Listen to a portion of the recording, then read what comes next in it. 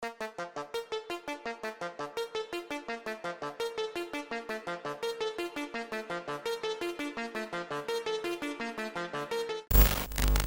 everyone, this is Wandering Tati. This is part 2 of 6 things to know about philosophy of knowledge. If you haven't seen part 1, I would recommend you check that one first. We will have a look at 6 philosophical ideas about epistemology, which is the study of knowledge, which focuses on 2 main problems to determine the nature of knowledge and the extent of human knowledge. So let's begin. As we briefly mentioned before, Descartes was trying to think that everything is false. But in doing so, he realized that in order to do so, it was necessary that him who was thinking about it was something.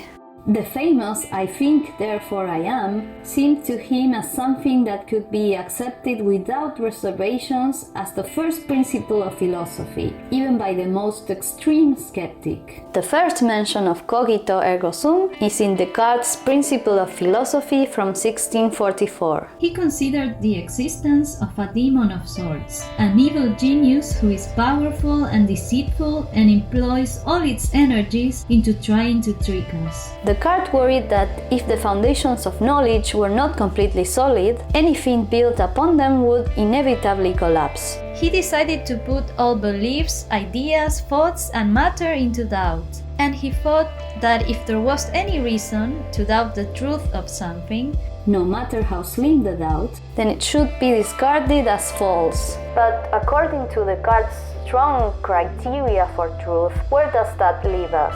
If the authenticity of our experience can occasionally be doubted, then that is enough for Descartes to dismiss it as absolutely unreliable. That our senses can sometimes mislead us without our knowing suggests that they could mislead us all the time. And if we cannot trust information obtained from our senses, then how can we confirm the existence of an external world? A clearer translation of Descartes' principle may be something like, I am thinking, therefore I exist. Indeed, even if we doubt the reliability of our senses and the reliability of our reason, which are the 2 main sources of knowledge, the cogito remains true. No matter how wrong you are in your estimation of reality, you can never be wrong about the fact of your own existence. For in order to think that you are wrong about something, there has to be a you that exists to be wrong. One of the first criticisms about this idea is that the cogito infers many things. Their opponents say that one could only conclude that there is thought, but not that one is the one thinking it. But even by granting that there has to be an individual thinking and that someone is oneself, the cogito only really applies to the person in question. We cannot really conclude anything about the thinking of others. The evil demon himself could be making me think that others think. And in the cases of many people, this is actually correct.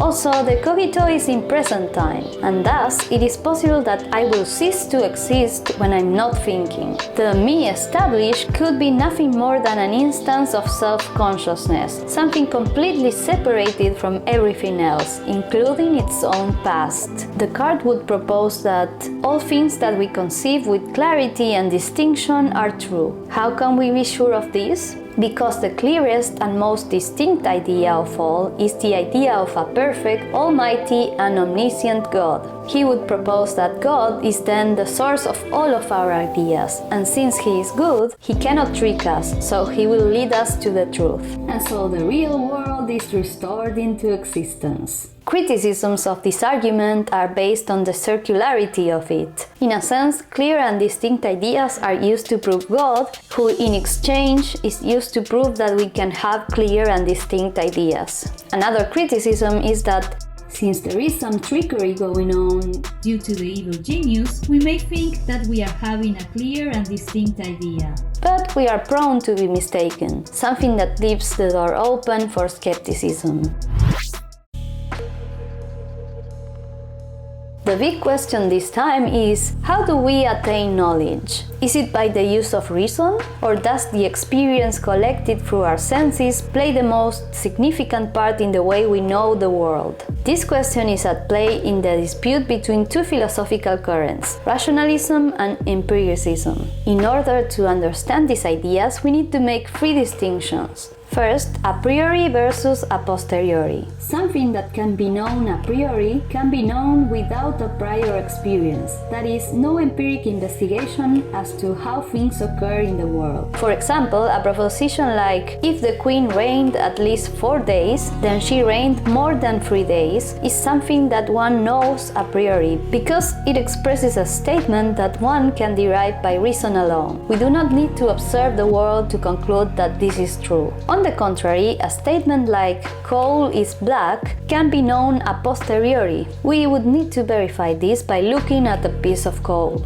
Second, analytic versus synthetic. A proposition is analytic if it does not present any other information than the ones included in the premises. For example, something like, all bachelors are unmarried males. It is evident only in virtue of the understanding of the meaning and relation of all the words used. On the contrary, the statement, all bachelors are miserable, is synthetic. It synthesizes different concepts and thus provides significant information or misinformation.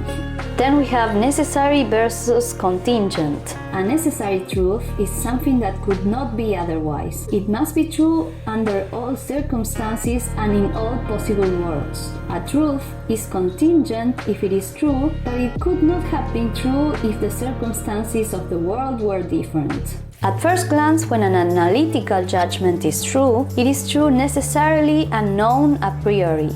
And when a synthetic judgment is true, it is true contingently and known a posteriori. But the main difference between empiricists and rationalists consists in the way in which they make use of those terms. It is the rationalist's task to prove that there exist synthetic judgments a priori, that is, that it is possible to discover rationally without need of experience significant facts about the world. Meanwhile, it is the empiricist's task to prove that a priori facts are analytical. I think both currents agree on is that there is a basis for our knowledge, but they disagree on whether this basis is reason or experience. Descartes, Leibniz, and Spinoza are usually considered as exponents of rationalism, whereas Hume, Boyle, and Locke are considered exponents of empiricism. Mathematics constitutes a great source of debate between the two theories. Mathematics is unique in this respect. You could sit in an isolated room and prove theorems about triangles such as the angle sum of a triangle or the Pythagorean theorem and have the feeling that you have established these results with absolute certainty and that you have established this by thought alone, by purely intellectual means. In other subjects, thinking is also a powerful tool, but it is always complemented by observation and experience. From the empiricist point of view, this feeling is a mistake,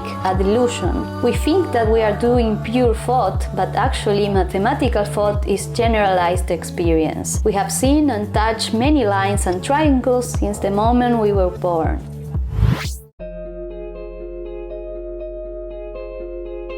The key question for this final section is, when can we truly know something? In his book Theteto, Plato arrives to the conclusion that knowledge is a justified true belief with a logos, that is, a rational explanation of why we believe it's true. This proposition is defined as a tripartite theory of knowledge, which can be described as follows. First, S believes P. Second, P is true. And third, the belief in P by S is justified. According to this definition, conditions 1, 2, and 3 are necessary and sufficient for knowledge. But is that so? This traditional tripartite theory of knowledge was generally the prevalent conception of knowledge for centuries. But in 1963, the American philosopher Edmund Gettier published a 3-page paper in which he displayed a couple of counterexamples for the justified true belief account of knowledge. That is, situations in which all conditions 1, 2, and 3 are given, but in which we could not take as knowledge what that person thought they knew. Let's see those counterexamples. Case 1. Suppose that Smith and Jones have applied for a certain job. And suppose that Smith has strong evidence for the following conjunctive proposition. A. Jones is the man who will get the job, and Jones has 10 coins in his pocket. Smith's evidence for A might be that the president of the company assured him that Jones would in the end be selected and that he, Smith, had counted the coins in Jones's pocket 10 minutes ago. Proposition A entails B, the man who will get the job has 10 coins in his pocket. Let us suppose that Smith sees the entailment from A to B and accepts B on the grounds of A, for which he has strong evidence. In this case, Smith is clearly justified in believing that B is true. But imagine further that unknown to Smith, he himself, not Jones, will get the job. And also unknown to Smith, he himself has 10 coins in his pocket. Proposition B is true, though proposition A, from which Smith inferred B, is false. In our example, then, all of the following are true. B is true, Smith believes that B is true, and Smith is justified in believing that B is true. But it is equally clear that Smith does not know that B is true, for B is true in virtue of the number of coins in Smith's pockets, while Smith does not know how many coins are in his pocket, and bases his belief in B on account of the coins in Jones's pocket, whom he falsely believes to be the man who will get the job. Then we have case 2. Let us suppose that Smith has strong evidence for the following proposition. A. Jones owns a Ford. Smith's evidence might be that Jones has at all times in the past within Smith's memory owned a car, and always a Ford, and that Jones has just offered Smith a ride while driving a Ford. Let us imagine now that Smith has another friend, Brown, of whose whereabouts he is totally ignorant. Smith constructs the following proposition. B. Jones owns a Ford, or Brown is in Barcelona. This would be entailed by A by the rule of disjunction introduction. But imagine now that two further conditions hold. First, Jones does not own a Ford, but it is at present driving a rented car. And secondly, by the sheerest coincidence, and entirely unknown to Smith, Brown really is in Barcelona. Again, Smith had a belief that was true and justified, but not knowledge. This is something known as epistemic lack. The belief is merely accidentally true. A proposition of a fourth condition that would salvage Plato's theory from the examples by Gettier is that knowledge should be indefectible. That is, the definition of knowledge could be adjusted so that knowledge was justified through belief that does not depend on false premises. The interesting issue that arises is then of how to know which premises are in reality false or true when deriving a conclusion. Because, as in the Gettier examples, one sees that premises can be very reasonable to believe and be likely true, but unknown to the believer, there are confounding factors and extra information that may have been missed while concluding something. Therefore, this would set the bar too high in terms of indefectibility. Very few things of those we consider knowledge would actually pass the test. So that concludes my list of 6 things to know about philosophy of knowledge. I really hope you found it valuable. If you did, please hit the like button to let me know. Please let me know your thoughts in the comments below. I'm really interested in seeing all kinds of opinions about how we obtain knowledge from the world. Can we assert that we exist? What about the world outside our minds? Do you think we could be in a simulation of some sort? How is knowledge obtained? Are our senses reliable? Don't forget to subscribe and hit the bell icon if you would like to be notified whenever I upload a new video. Anyway, thanks a lot for watching. Until next time!